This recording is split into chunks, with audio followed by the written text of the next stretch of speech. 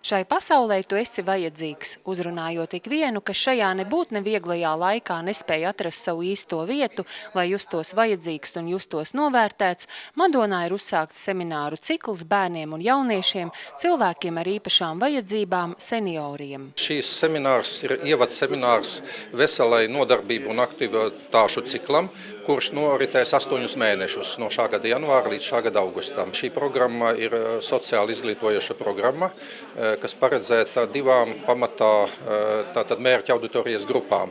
Viena ir seniori, šajā gadījumā tie pirms pensijas un pensijas vecuma cilvēki, un otra grupa bērni un jaunieši no sociāli nelabvēlīgās vides. Es domāju, ka tas labums visiem novada cilvēkiem.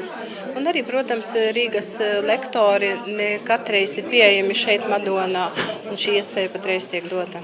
Madonas apkaimes iedzīvotājiem ir radīta iespēja ieklausīties, padomāt un vairāk izzināt sevi, apzināties to, ka ik viens var dot savu ieguldījumu sabiedrībai, pat ja šobrīd neveicas. Katram cilvēkam dod jaunas iemaņas, kuras viņš vēl neprot un nezina savā dzīvē.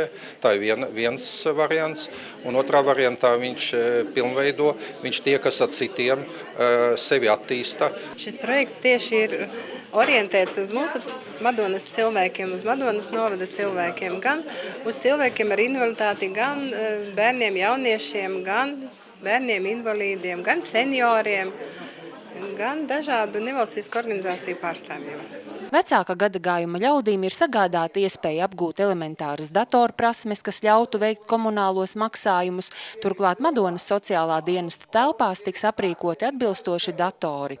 Citam savukārt semināri radīs iespēju celt pašapziņu, bet bērniem atraisīt savu radošumu zīmēšanas nodarbībās. Man šodien vislabāk patīk motivācijas pašnovērtējuma un tāda pašizvērtējuma un tālākas dzīves plānošanai. Pirmkārt jau tā iespēja, man patīk tā pašvērtējuma apziņas, teiksim, tās iesākuma celšanas motivācijai, dažādu vērtību, manu domu apkopojumu, tā kā noformulē, definē šeit pasniedzēji ar savu pieredzi un savām zināšanām.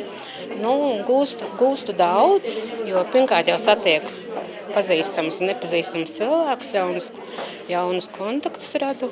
Semināru cikls ir tapis pateicoties sabiedriskās organizācijas Ozols un Madonas invalīdu atbalsta centra sadarbībai, kā arī Latvijas un Šveices sadarbības programmas finansējumam. Šveices partneris, organizācija, kura mums nodrošinās mākslas terapijas nodarbības.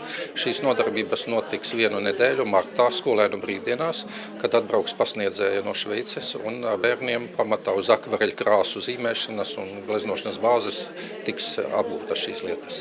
Uz tikšanos nākamajās lekcijās, jo semināru cikls turpinās.